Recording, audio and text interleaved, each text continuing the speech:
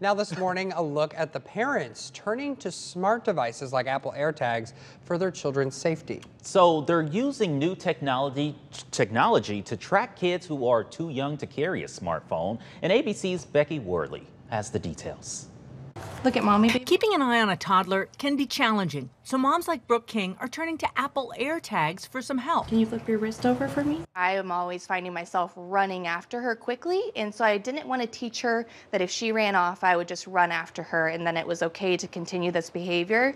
King's 3-year-old daughter Kella wears the tracking device as a bracelet, mostly in crowded areas. It does help me feel more in control of the situation, and as a parent, my top priority is her safety, in addition to her ability to have some independence. And if they were to get separated, she's able to see her exact location on her phone. And using AirTags is easy. You just purchase one and then bring it in proximity to your phone. It automatically recognizes it, and then you give it a name. This one's called Finn's backpack. So I can just throw it into his backpack, and now I know where he is.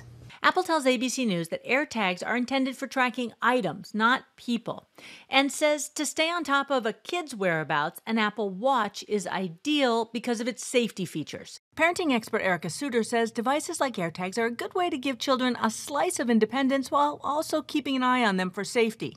If you have little ones who may be walking to school alone for the first time or going to after-school activities, and you just want to make sure that they're safe. And parents have a lot of safety concerns in this day and age. But she says when using these devices, you also have to factor in your child's age. If you have a teenager who needs to go back and forth to school or hangs out with their friends or has a curfew, you have to eventually begin to trust them to follow the rules and be back home when they need to be back home. So for a lot of families, the teenage years is kind of the cutoff for something like the AirTag or monitoring their whereabouts.